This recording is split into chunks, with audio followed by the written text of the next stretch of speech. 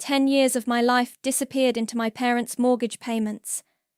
10 years of overtime, cancelled vacations, and just until things get better. But watching my father laugh about throwing me away like a used tissue, that's the moment everything changed. I'm Natalia, and until last night, I was the perfect daughter. The responsible one. The one who gave up her dreams of graduate school to help keep the family afloat after Dad's business took a hit in 2008. Meanwhile, my younger brother Jordan lived rent-free in their basement, finding himself through failed startups and half-finished coding boot camps.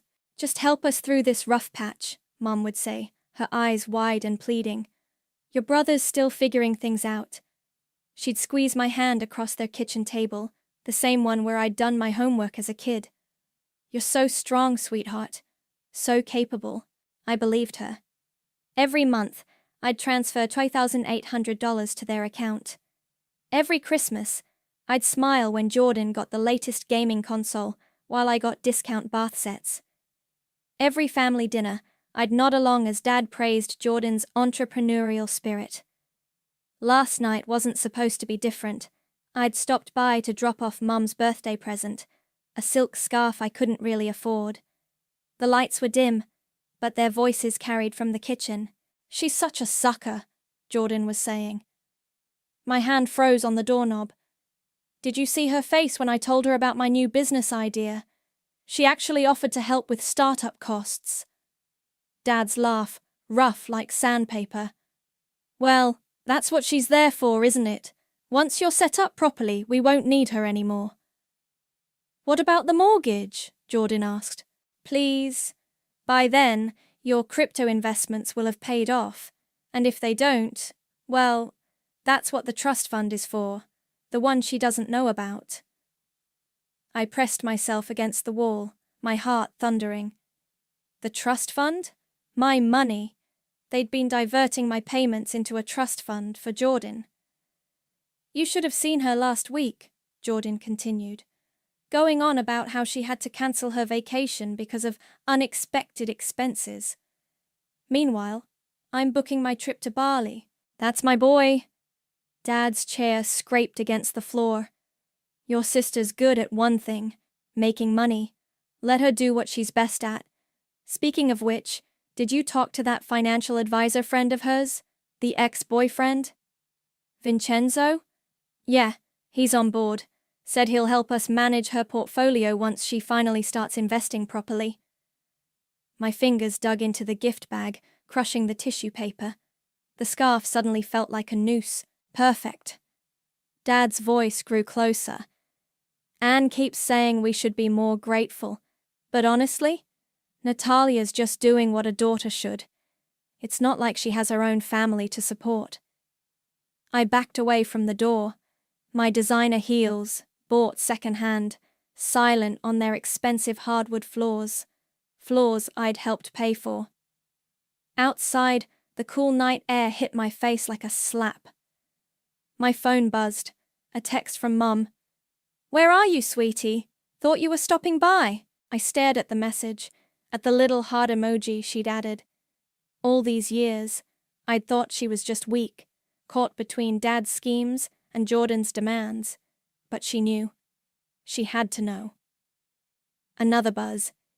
"Dad says we should discuss increasing the monthly transfer. The property taxes went up again. Call me tomorrow?" I looked up at their house. My house, really, given how much I'd paid into it. Light spilled from the kitchen window, and I could see them in there, probably still laughing, still plotting. My hands stopped shaking. The crushing pain in my chest crystallized into something harder, colder, more useful. I opened my banking app and checked the joint account I shared with them, the one they'd insisted on for emergencies. The balance showed $127,803.42, a decade of my excess funds sitting there like low-hanging fruit. Dad's voice echoed in my head. "Once you're set up properly, we won't need her anymore." I smiled, and it felt like breaking glass. They were right about one thing. I am good at making money. But they're about to learn I'm even better at taking it back. The bank website blinked at me. Transfer complete. I'd left exactly $5.73 in the joint account, enough to make them feel the humiliation of insufficient funds when their next automatic payment hit. My hands were steady as I poured a glass of wine and opened my laptop. Already, 3 missed calls from Mum lit up my phone. I silenced it and texted Sydney instead. Need to talk, now. 20 minutes later, Sydney was at my door with Thai takeout and her trademark concerned expression. "You look like hell," she said, kicking off her heels. "I just moved over 100 grand. I grabbed plates from the kitchen, and I'm about to burn my entire family to the ground. Sydney froze halfway through unpacking the food. What happened? I told her everything. The conversation I'd overheard, the trust fund, their plans with Vincenzo. By the time I finished, the pad thai was cold, and Sydney's face had transformed from concern to fury. Those manipulative pieces of... She stopped herself. Wait, Vincenzo? Your ex? The one who kept pushing you to combine finances? Yeah, I stabbed at my noodles. Suddenly, his insistence on managing my portfolio makes a lot more sense. My phone buzzed again. Dad, this time. What the hell did you do? Call me immediately! Sydney read the message over my shoulder and snorted. Oh, they're panicking now? Good. They probably just tried to make a payment. I showed her my laptop screen, where I'd pulled up the joint account's transaction history. See?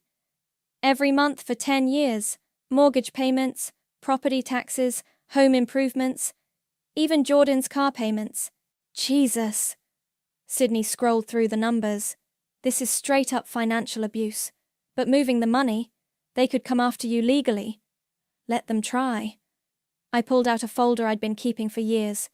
Every email where they promised to pay me back. Every text about temporary help.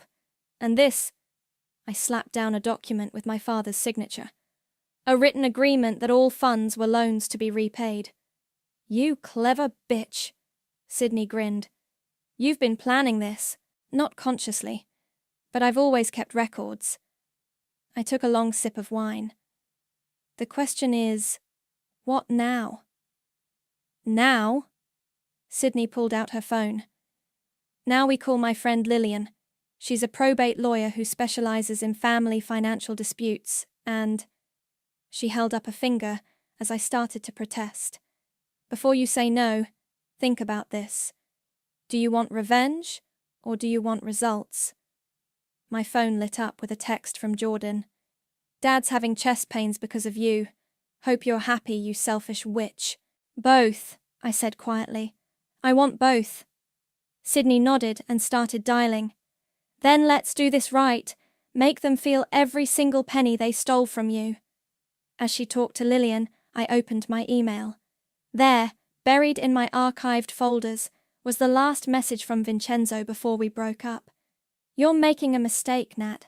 I could help you build real wealth. Your family agrees. I've discussed it with your father. Just trust me with your portfolio. At the time, I'd thought he was being controlling. Now I understood. He'd been their inside man all along. I forwarded the email to a new folder labeled Evidence. My phone buzzed again. Mom, this time. Please, sweetie, whatever you're upset about, we can talk about this. Your father's beside himself. We're family. Family. The word tasted like ashes now. Lillian can see you tomorrow at 9, Sydney announced, ending her call. She says to bring every document you have. And Nat? She waited until I looked up. She says this is just the beginning. There are ways to trace where your money went, to follow every dollar they diverted. I thought about the trust fund they'd mentioned, built with my sacrifice savings, about Jordan's luxury vacations while I worked overtime, about a decade of manipulation so subtle I'd mistaken it for love. Tell her I'll be there. I opened my banking app again, this time to my personal account. The transferred money sat there, a war chest for what was coming. And Sydney? Thank you. She squeezed my hand. They thought you were their ATM. Time to show them you're actually their worst nightmare. Another text flashed on my phone. Vincenzo. Hey stranger, been thinking about you. Coffee sometime. I showed Sydney the message, and her eyes lit up with wicked understanding. Oh, this is perfect. He has no idea you know, does he? No, I said, already typing a response, and we're going to keep it that way. For now. The pieces were falling into place. Tomorrow I'd see Lillian, but tonight I had some documents to organize and a very interesting coffee date to plan. Lillian's office smelled like leather and money. She flipped through my documents with manicured fingers, occasionally making notes on her tablet. I'd been sitting here for 45 minutes, watching her face grow progressively darker. This is... She paused, choosing her words carefully. This is methodical. The way they structured these transfers, the timing of their requests. They knew exactly what they were doing. How bad is it? She turned her tablet around. On the screen was a complex flowchart of transactions. See these transfers? They weren't just using your money for the mortgage. They were investing it. My stomach clenched. The trust fund they mentioned? Better. Lillian's smile was razor sharp. Your father opened multiple investment accounts under Jordan's name, used your mortgage payments as seed money. The total value now? Just over $200,000. The room tilted slightly. 200,000? And that's just what I can trace easily. She leaned forward. Want to know the best part? The accounts are linked to your parents' tax returns. They've been claiming the gains, but the initial investments came from you. Can you prove it? With a court order? Absolutely. She pulled out a fresh legal pad. But before we go nuclear, let's talk strategy. You mentioned your ex-boyfriend Vincenzo is somehow involved? I nodded, pulling out my phone to show her our recent text exchange. We'd scheduled coffee for tomorrow. Perfect. Lillian made another note. Don't tip your hand. We need to know exactly how deep this goes. But first... She turned her screen again, showing me a document I'd never seen before. Do you recognize this? My blood ran cold. It was a life insurance policy, in my name, with Jordan listed as the sole beneficiary. When... My voice cracked. When did they take this out? 3 months ago. Lillian's voice was gentle. The premiums are being paid from one of those investment accounts. Your money, paying for a policy you never knew about. The implications hit me like a physical blow. They weren't just planning to cut me off. They were setting up a backup plan. One that would benefit them more if I was... I think I'm going to be sick. Lillian handed me a glass of water. This changes things. We're not just dealing with financial abuse anymore. This is fraud, possibly criminal conspiracy. My phone buzzed. Another text from Mom. Please come to dinner tonight. We need to talk as a family. Don't respond, Lillian advised, reading over my shoulder. In fact, don't contact them at all. Let them panic. They've been calling constantly, showing up at my office. Good. Let them make scenes, document everything. She started typing rapidly on her computer. I'm filing for an emergency injunction on those investment accounts, and we're getting that life insurance policy cancelled immediately. I thought about all those family dinners, all those times they'd insisted I drink the wine they'd poured, the headaches I'd sometimes get afterward. Had they already been? Stop! Lillian's voice cut through my spiraling thoughts. Whatever you're thinking, stop. We deal with facts now, not fears. Here's what you're going to do. She outlined the plan. Meet with Vincenzo, record everything, let him incriminate himself. Meanwhile, she'd start the legal process to freeze the accounts and investigate the paper trail. What about my parents? Jordan? Radio silence. Let them stew. She handed me a business card.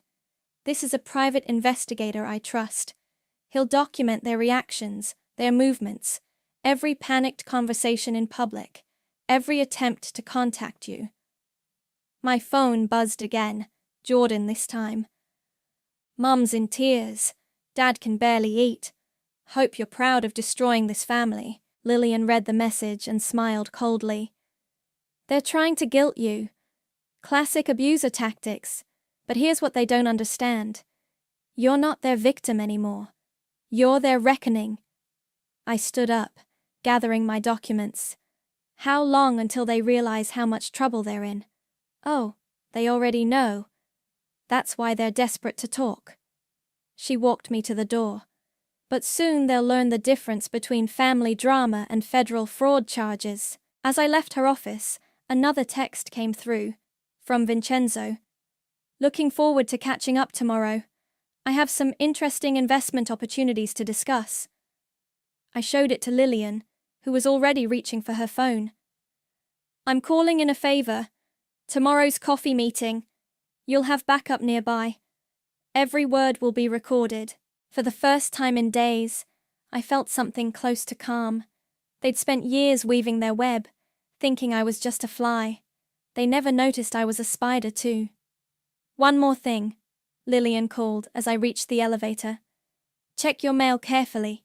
People like this, when they realize they're caught, they often try to hide assets or create new insurance policies.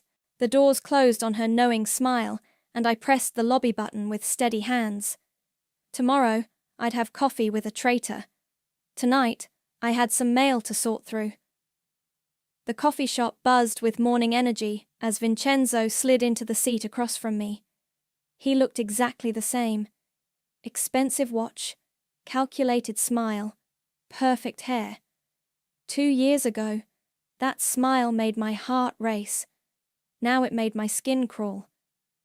Nat, he said warmly, setting down his artisanal coffee. You look amazing. I touched the small recorder in my jacket pocket, drawing strength from it. Thanks. How's the financial advisory business? Booming. Actually, that's partly why I wanted to meet. He leaned forward, lowering his voice. I've been thinking about our past conversations about investment strategies. I was right, wasn't I? About combining resources? I forced a laugh. Still trying to manage my portfolio? I care about your future, Nat. Always have. His hand reached for mine. I pulled back, pretending to adjust my coffee cup. Actually, I recently spoke with your father about some exciting opportunities. There it was.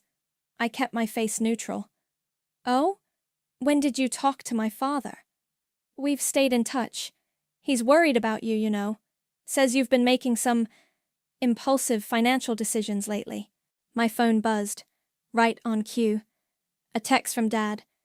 Your card was declined at Morton's last night. Embarrassing. Call me immediately. I showed Vincenzo the message, watching his reaction. His eyes flickered with recognition. He'd known this was coming. See? He gestured at my phone. This is exactly what I'm talking about. Let me help. I can stabilize your finances, create a solid investment plan. Your father already approved. My father approved?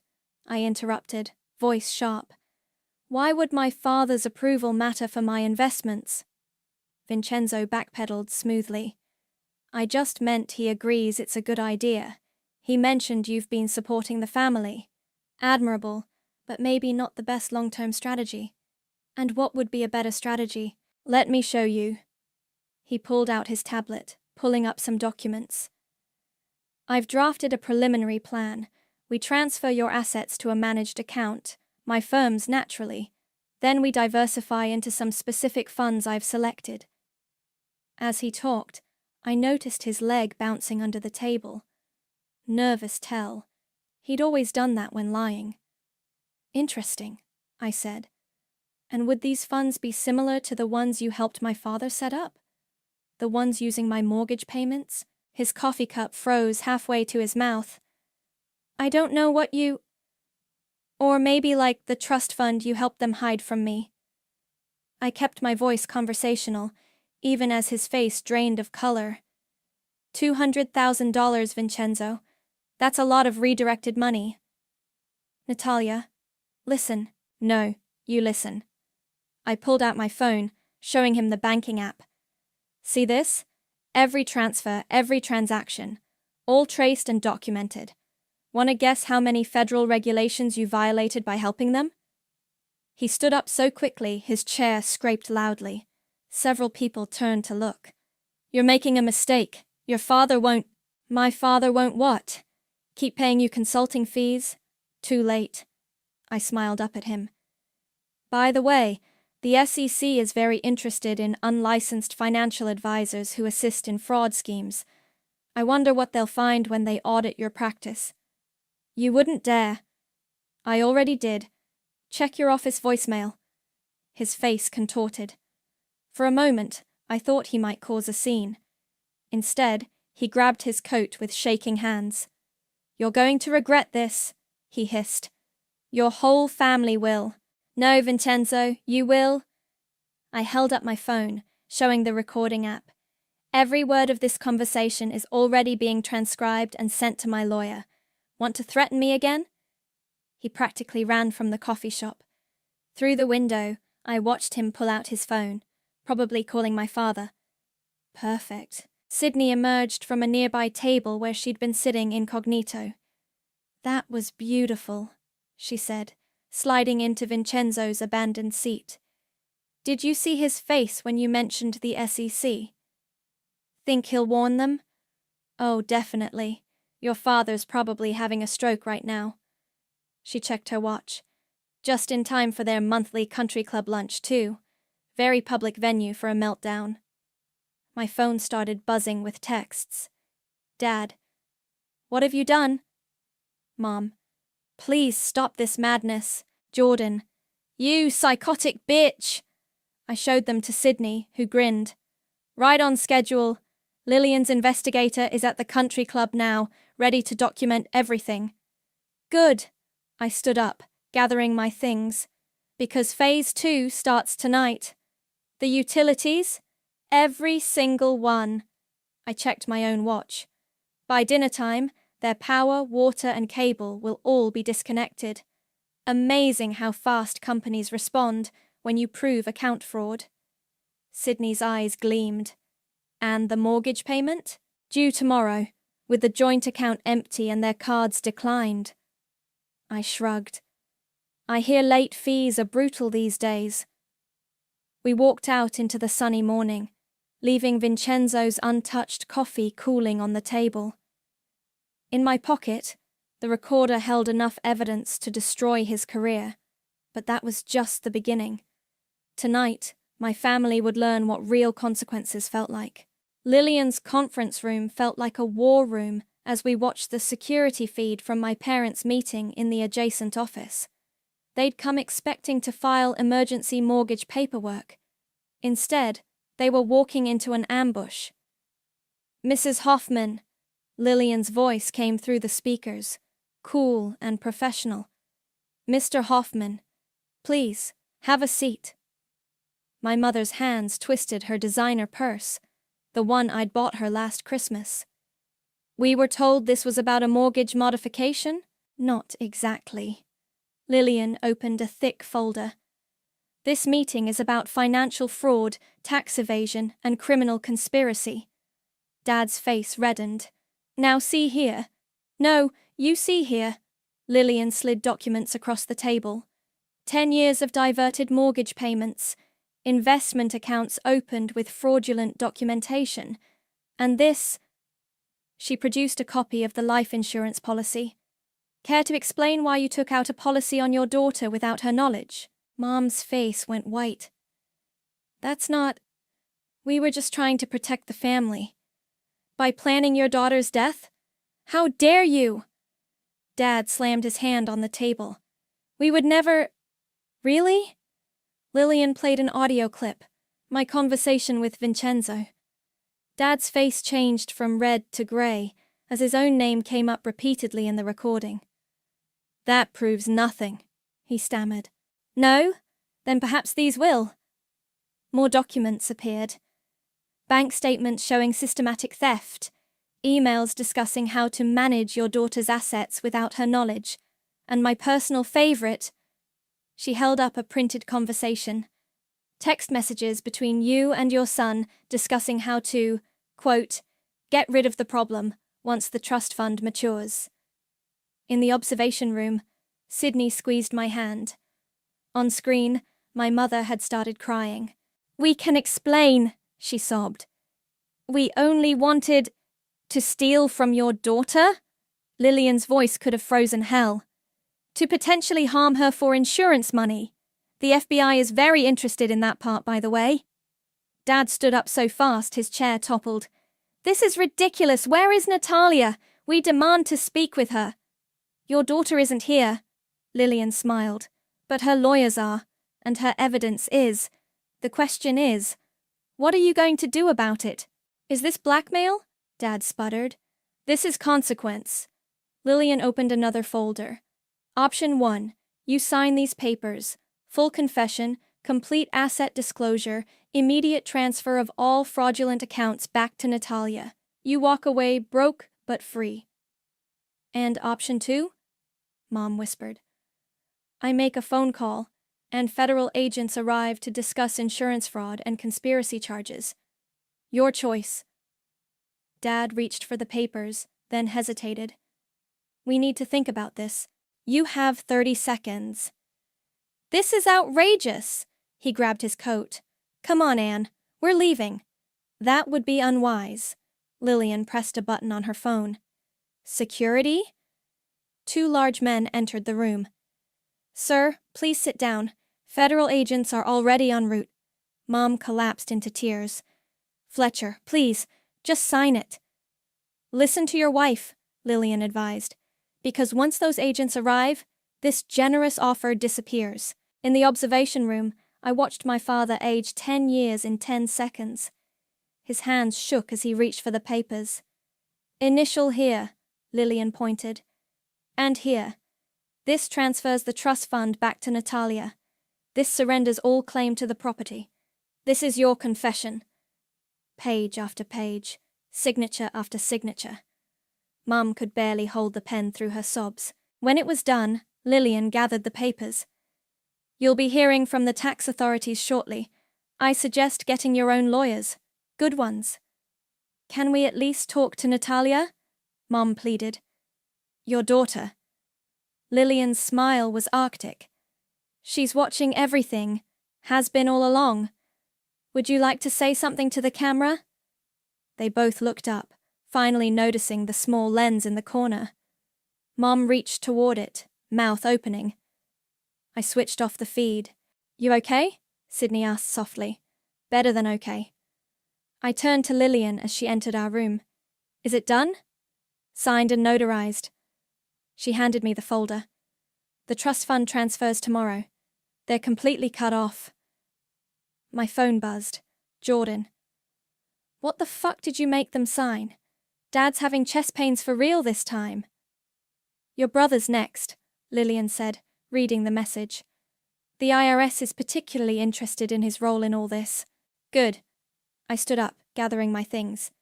Send me the bill. Already taken care of. Your parents just paid it, part of their settlement. She walked me to the elevator. One last thing. Change your locks.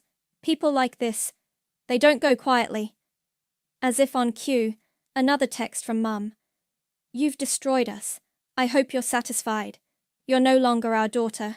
I showed it to Lillian, who shook her head. No, Mrs. Hoffman, she murmured. You destroyed yourselves. Natalia just showed you the mirror. The elevator doors closed on their reflection, and I felt nothing but clean, cold satisfaction. Phase 3 would begin tomorrow. Tonight, somewhere in the city, my family was learning what it meant to be truly broke. Just like they'd planned for me. The headline on Sydney's laptop made me smile. Financial abuse in affluent families, a hidden epidemic. The article didn't name names, but anyone who knew my family would recognize the story. Your father's law firm called, Sydney said, closing the browser. He's been placed on administrative leave pending an ethics investigation. How tragic. I sipped my coffee, scanning my emails. Oh look, Jordan's crypto accounts are frozen. Seems the IRS has some questions about his funding sources. The elevator dinged, and our office receptionist burst in. Natalia, your mother's here. She's making a scene in the lobby. I pulled up the security feed on my computer.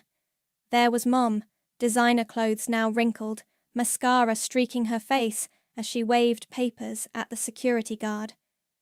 Should I call the police? The receptionist asked. No need. I pressed the intercom. Send her up. Sydney raised an eyebrow. You sure about this? Watch and learn. Mom burst through my office door moments later, wild-eyed and desperate. How could you? Your father might lose his license.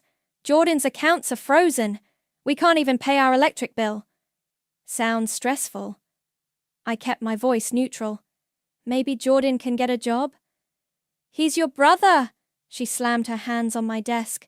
We're your family. Family. I stood slowly. Family doesn't steal. Family doesn't conspire.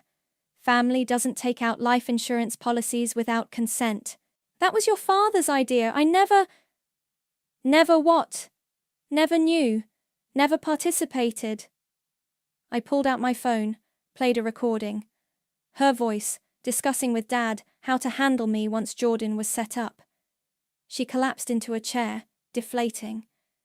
We were going to pay you back. With what? The money you stole from me? You don't understand, she whispered. Jordan needed... security. I pressed my intercom. Please escort my mother out. She's no longer welcome in this building. Natalia, please! She reached for me as 2 guards entered. We can fix this. You can't fix what you broke on purpose. I turned back to my computer as they led her away, her sobs echoing down the hallway. Sydney waited until the elevator closed. That was ice cold. She's lucky I didn't press charges. My phone buzzed, an email from Lillian. Speaking of charges, the email contained a court filing. Dad was suing me for emotional damages, claiming I'd manipulated and extorted them. He's desperate, Sydney said, reading over my shoulder. His lawyer must know this is suicide. My phone rang. Lillian. Your father's attorney just withdrew from the case, she announced without preamble. Apparently, he didn't appreciate learning about the fraud evidence after filing. How unfortunate. I forwarded her the security footage of Mum's meltdown. For your records. Perfect. Oh, and Natalia, a package arrived at my office for you. Security flagged it. Ice slid down my spine. What kind of package? The concerning kind. Old family photos with your eyes scratched out. A rather graphic note about dying alone. Police are processing it for fingerprints. I ended the call, hands steady despite the threat. My phone lit up with texts from Jordan. Hope you're happy now. Dad's reputation is ruined. Mom's having a breakdown. You're dead to us. And finally, watch your back, sis. Sydney read the messages and immediately called building security. We need an escort for Natalia, and check all incoming mail. A knock at my door made us both jump. It was the receptionist again, holding a thick envelope. This just came by courier. Had to sign for it. Inside was a single document, Dad's disbarment notice, effective immediately, pending investigation into ethical violations. They really thought they'd win this, Sydney marveled, that you'd just roll over and take it forever. Their mistake. I added the notice to my growing file. But they're not done yet. What do you mean? I showed her my laptop screen, an email from an anonymous source containing years of my father's client records, evidence of more fraud, more victims. Someone at his firm is turning on him, Sydney whispered. Several someones. I forwarded the email to Lillian. Rats fleeing a sinking ship. My phone buzzed again, a news alert. The local business journal was running a story about my father's firm, highlighting suspicious patterns in client accounts. Sydney squeezed my shoulder. You did it. You actually brought them down. Not yet. I opened my drawer, pulled out one last file. Remember that life insurance policy? I had Lillian dig deeper. Turns out it wasn't the first one they took out in my name. What? There were others, starting right after I began paying their mortgage. I handed her the documents. And guess who processed those policies? Sydney's eyes widened. Vincenzo. Exactly. I smiled, and it felt like victory. Want to help me destroy one more career? She grabbed her coat. I thought you'd never ask. The law office conference room felt different this time.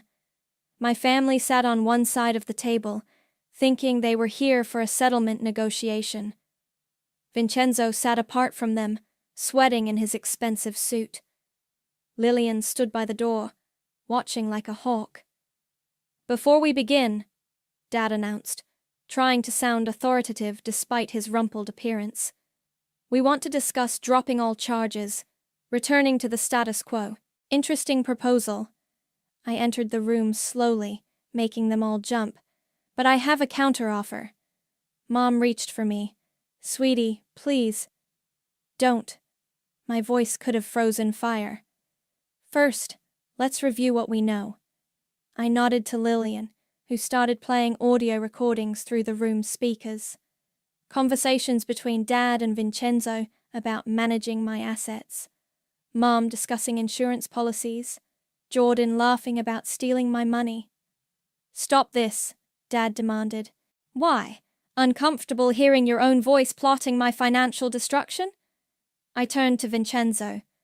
Or maybe you'd prefer the video evidence. The color drained from his face as Lillian projected emails onto the wall, dozens of them, spanning years, all showing his involvement in the scheme. These are confidential business communications, he protested weakly. Actually, Lillian interjected, they're evidence of insurance fraud, conspiracy, and practicing financial advisory without proper licensing. The SEC is very interested in them. Jordan stood up suddenly. This is bullshit. You can't. Sit down, I snapped. Unless you'd like to explain your crypto accounts to the IRS right now? He sat. Here's what's going to happen. I placed 4 folders on the table. Each of you has a choice. Sign these papers. Full confessions, complete asset surrender, and permanent no-contact orders. Or what? Mum whispered. Or I make one phone call, and federal agents arrest everyone in this room except me and Lillian. I checked my watch. They're waiting outside. You have 5 minutes. Dad lunged across the table. You ungrateful little... Security guards materialized instantly, restraining him. He'd forgotten about the panic button under my side of the table. 4 minutes now, I said calmly. Vincenzo broke first, grabbing his folder with shaking hands. I'll sign. Just keep the SEC out of this. Too late. Lillian smiled. They're already investigating. This just determines whether you face charges. Mom was crying again, mascara running. We're your family. No. I finally let my anger show. You're parasites who gave birth to me. There's a difference. 3 minutes, Lillian announced. Jordan grabbed his folder, scanning it frantically. This says I have to repay everything. Down to the last penny you stole from me. I turned to Dad, still held by security. Tick-tock. The next 2 minutes were filled with scratching pens and muffled sobs. One by one, they signed. First Vincenzo, then Jordan, then Mom. Dad held out until the last second, face purple with rage. You'll regret this, he growled, scrawling his signature. No, I won't. I gathered the signed documents. Because unlike you, I can sleep at night, knowing I didn't try to murder my child for insurance money. The room went deadly silent. Oh yes, I continued. Lillian found the toxicology reports from my mysterious illness last year, the one that happened right after you took out the first life insurance policy. Mom made a choking sound. Jordan looked sick. Vincenzo wouldn't meet anyone's eyes. Get out, I said quietly. All of you. The guards will escort you. If any of you ever contact me again, these confessions go straight to the FBI. They filed out like broken puppets. At the door, Mom turned back one last time. We loved you, she whispered. No. I met her eyes. You loved what I could give you. There's a difference. After they left, Sydney slipped in through the side door. That was magnificent. It's done?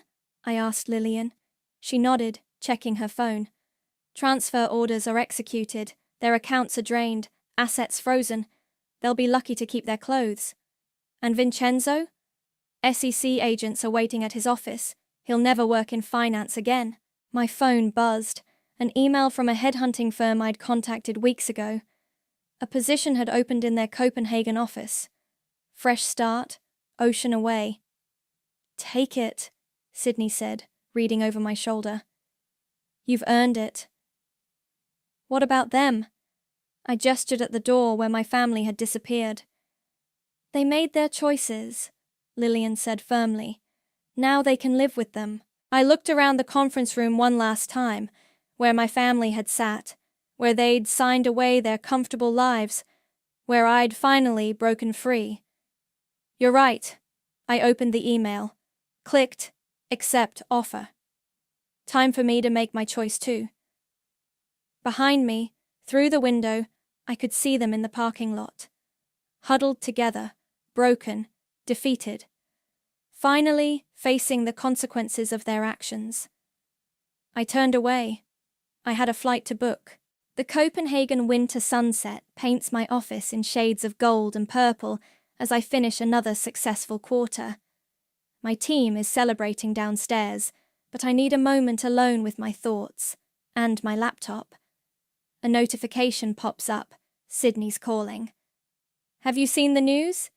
She doesn't wait for hello. Your father's firm just collapsed. Complete shutdown. The fraud investigation killed them. I pull up the article. There's his face, haggard and aged, being escorted from the building. How many clients did they steal from? Dozens. You weren't the only victim, just the only one who fought back. She pauses. Your mother's living with her sister now. Jordan's working retail. And Dad? Facing criminal charges. The life insurance scheme wasn't just aimed at you. They found evidence of 3 other attempts with different victims. My hands don't shake anymore when I think about how close I came to being one of those victims.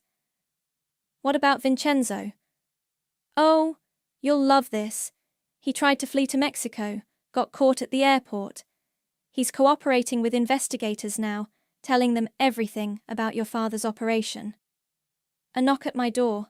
My assistant with tonight's event schedule. I'm giving a keynote speech at a financial security conference. Topic: Identifying and escaping financial abuse. I should go, I tell Sydney. The conference starts soon. Wait, one more thing. Remember that trust fund they set up with your stolen money? Hard to forget $200,000. Well, Lillian's team finally traced all the investments. With compound interest and market gains, your total recovery is closer to $500,000. I glance at my banking app, at the numbers that represent not just money, but justice. I'm donating most of it. To what? Organizations that help people escape financial abuse. Seems fitting. My assistant gestures. It's time. I gather my presentation materials, including copies of my own bank statements, the insurance policies, the evidence that brought down an empire of lies. Sydney, thank you for everything. Just promise you'll visit soon.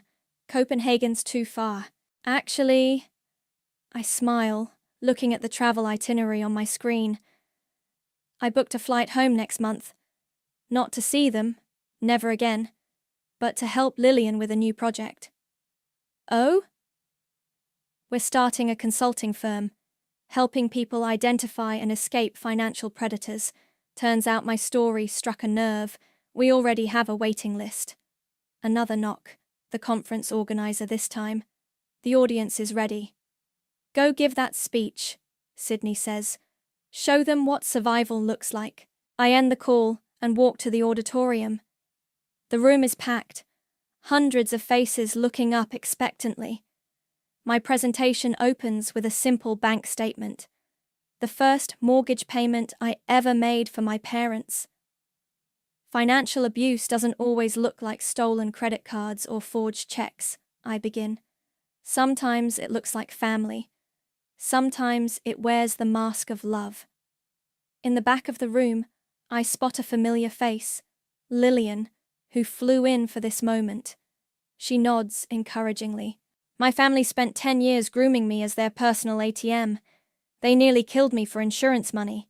They thought I would stay quiet, stay obedient, stay broken. I click to the next slide, the final balance sheet showing their complete financial ruin. They were wrong. Questions flood in after my speech. How did you know? How did you fight back? How did you survive? But one question stands out. Do you regret it? Destroying your family? I think about Mom's tears, Dad's rage, Jordan's threats, about the poison they tried to feed me, the money they stole, the lives they ruined. They destroyed themselves, I answer. I just showed them their reflection. Later, in my apartment overlooking the Danish coast, I open my laptop one last time. There's an email from an unknown sender, a photo of my old family home, now sold to cover Dad's legal fees. The subject line reads, "Missing you." I don't bother opening it. Instead, I look at my calendar for tomorrow. Meetings with investors, lunch with my team, dinner with new friends who never ask me for money or try to slip poison into my wine. My phone buzzes with a text from Lillian. Your father's sentencing is next week. Want the details? No, I reply. I'm done watching their destruction. Time to build something new. I close my laptop and walk to the window. The city lights sparkle like stars, each one representing a story, a struggle, maybe even a victory like mine. They say karma isn't always poetic. Sometimes it's prosaic, simple cause and effect, action and consequence. But sometimes karma wears your face, carries your determination, and delivers exactly the justice you fought for. And sometimes that's poetry enough.